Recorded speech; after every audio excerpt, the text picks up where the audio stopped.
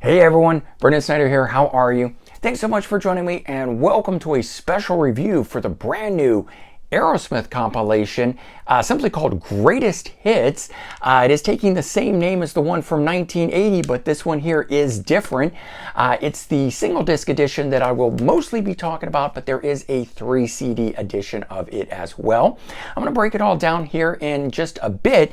I'll also cover a sort of comparison on the 7 other greatest hits collections that I own in relation to this, and hopefully give you an idea of which one you might want to pursue, but also just providing lots of information behind this great new release here.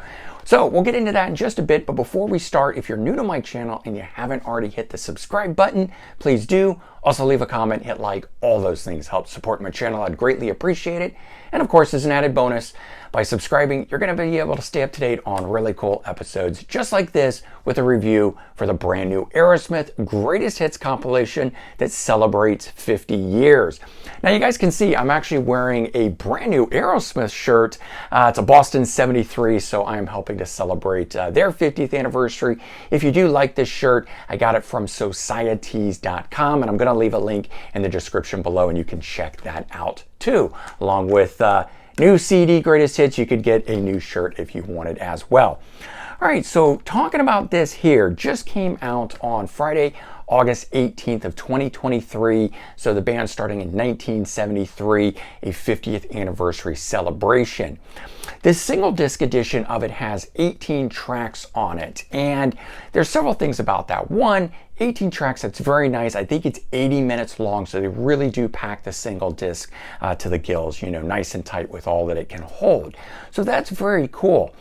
My issue with that is a couple things. One, the recordings start in 1973 on here with Mamakin, Dream On, but then it only goes up to I Don't Want to Miss a Thing, the soundtrack recording from the Armageddon soundtrack.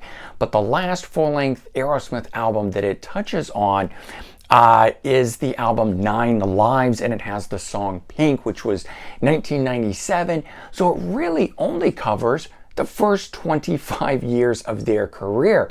Yet, it's celebrating 50 years. So I'm a little bummed about that.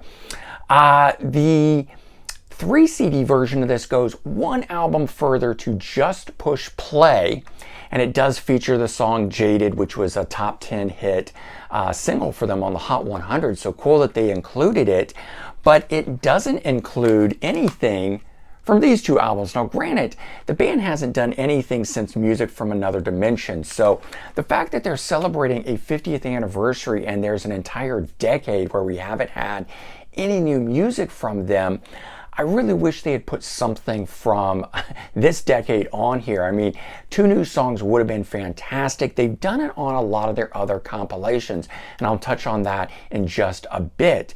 But there's no new songs on this. There's nothing revelatory. There's nothing that rare or unreleased or anything like that on it. What is on here is all stuff that's been released, but I will say this. For at least the single disc compilation here, this is a hit monster, one after the other. Nothing is not a hit on here. There's no deep cuts turning up on here. So if you're just looking for the best of the best with the best sound quality, you get this here, because all the tracks that are on here, I believe, are remastered as part of the recent reissues that they just did a few weeks earlier, re-releasing all of their albums again. Now, that's part and parcel to the fact that Aerosmith sold its catalog. So I believe that the reissue of those, this Greatest Hits compilation and so forth, all comes about based on that sale. Probably has nothing actually to do with the band itself. So we might not want to get as mad at the band for not recording anything new or doing anything like that, because they probably had zero input into this release here.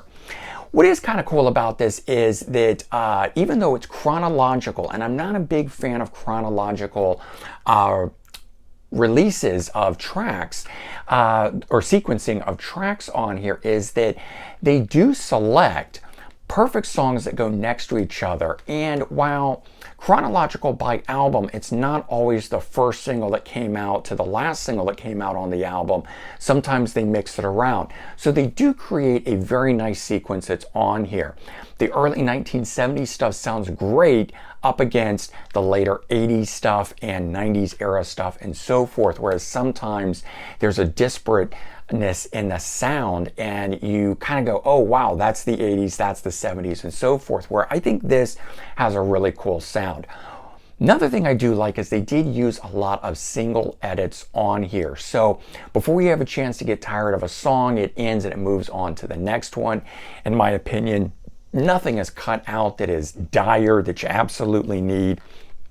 And most of us grew up hearing that single edit on the radio or in the music video or that sort of a thing. So having it actually as a collection is kind of very nice in my opinion.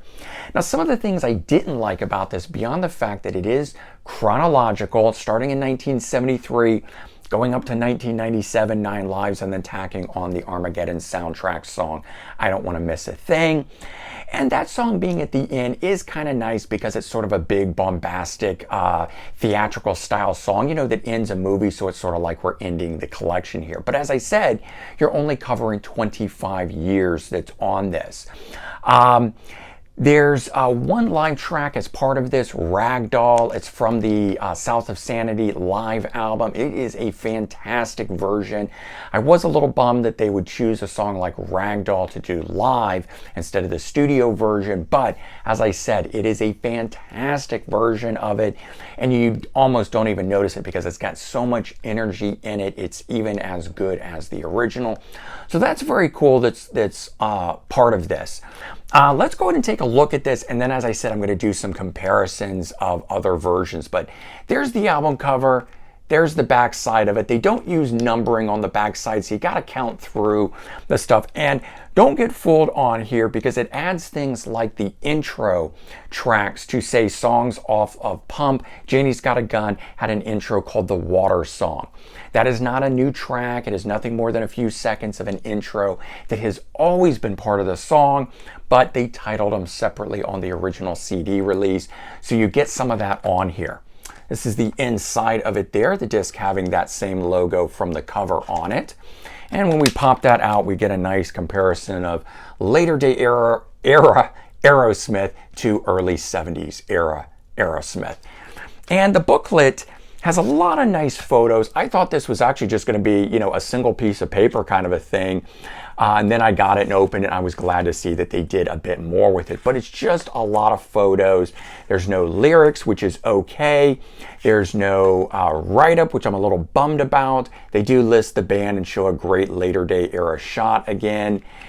We do get some background info on each track, where it's from and that sort of stuff. And then, of course, just some production stuff, thank yous, and that kind of stuff in here. And what you saw fall out was the little hype sticker. If you can see that there and you want to read what's on that, I love keeping those as part of this. So all in all, it is a great compilation. The 3 CD version of this has 44 tracks, but was basically sequenced in a way to work for vinyl. So it doesn't fill the 80-minute capacity of each of the discs the way the single disc edition of this does. So you get more bang for your buck on the single CD edition than where you do on the 3 CD edition of it. Now, as I mentioned, there's other great compilations. This one's starting in 1980. Now, this is a later day issue of it where they tacked on a bunch of extra tracks. So the original greatest hits did not run all the way up through 88 when released, of course, in 1980. So they tacked on some more stuff. This one here has 17 tracks on it, including the 2 bonus tracks, Sweet Emotion, the 1991 Thorner remix, and a One Way Street live rare track. So this one here is a great one of the early era original Columbia Records stuff. I like that one a lot. There is a rarities, or I won't say rarities, but a deep cuts sort of thing that was called Gems that they released in the 80s. They did the Pandora's Box that you see behind me there. This was a promo compilation, which they called Big 10-inch, but they did release an actual official selections from type album. Had the same album cover, just minus this part of it. So you got a nice compilation again. Now those are all of the Columbia era. Then we know that the band signed on with Geffen, and they did big ones. And this one here had two new tracks that were part of this. It had Walk on Water, and it had Blind Man. It also had a soundtrack song from the Beavis and Butthead movie, Deuces Are Wild. So there was 3 tracks that you couldn't get anywhere else that were added onto this that made it worthwhile to get at the time. I think this one unfortunately is out of print now. Later we would get this one here, again from Geffen Records, Young Lust. This one here being just called Aerosmith Anthology, but it was the Geffen Records years. There's the back side of it. This one had a lot of cool rarities. It had a lot of B-sides, had some remixes and some edits, some live tracks and stuff like that. So very, very cool collection in terms of rarities. So getting stuff like the sampler or the box set or these, you got Columbia rarities, you got Geffen Records era rarities. And then in 2004, I think, was the release of this one here. And I'm just was going to check my info real quick if I can find it. Yes, 2002. And this one has a lenticular cover, which is very cool there. This was the first time that the band had ever done collection from both Columbia and Geffen Records on one disc. It also featured 2 new songs on here at the end of it, Girls of Summer and Lay It Down.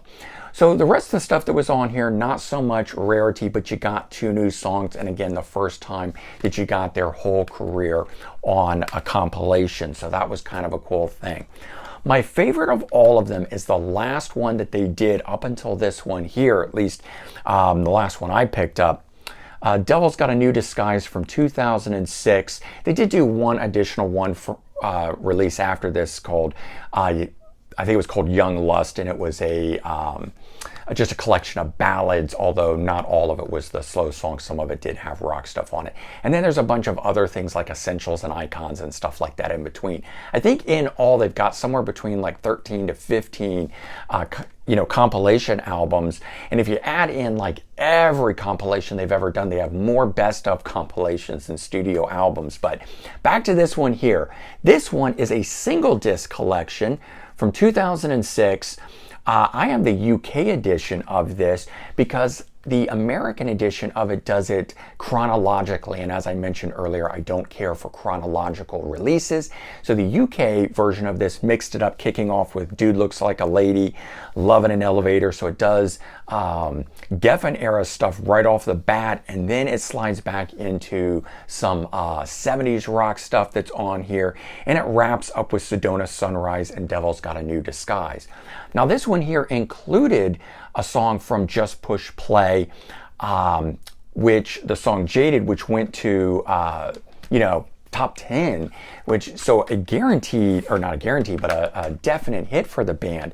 This one does not include the song Jaded, so it doesn't go up to Just Push Play, meaning this one here, single disc collection, has a broader, longer era of the band on here, including 2 new songs on it than this one does here. So of the 2, this one here is remaining my favorite, Devil in a New Disguise. I'd highly recommend picking up either the US edition or UK if you're like me and you want it non-chronological, so it's more like a live show kind of thing, playing, jumping around to their biggest hits. But back to this one here, the one that we were talking about in the first place, a great compilation nonetheless, maybe more so for non-diehard fans, people just getting into the band, or casual fans, because as I said, nothing really revelatory or new about this thing here. It does have a great sound, and they did do a nice sequencing of the tracks, so it is a good listen all the way through. I know the Aerosmith music inside and out, but I put this on and I actually left it on from track 1 to track 18 because just each time the next song came on, I was like, oh, I want to hear that, I want to hear that kind of thing. And I really didn't think I would listen to it even that much. I kind of thought I would just one listen go right into the collection, and I've enjoyed it more than that. So just goes to show you that even when you think that there's nothing new, nothing about something that you might like, You never know, you might end up liking it. And I have to say, I do enjoy this. Even though I've got 7 previous greatest hits compilations, I'm now adding this to it, so I've got 8 compilations along with my full collection of Aerosmith stuff there. There you go. So hopefully this information helped you and you learned something about this, and maybe you can decide from all their compilations as to which one is the best one. All right, everyone. Take care. Don't forget to visit SocieTees and check out their great stock of shirts, including this fantastic Aerosmith Boston 73, and it is blue shirt. And just to give you an understanding, I am wearing an extra large, if that helps tell you anything or not. All right, everyone. Take care. Have a good one, and I'll talk to you soon. Bye-bye.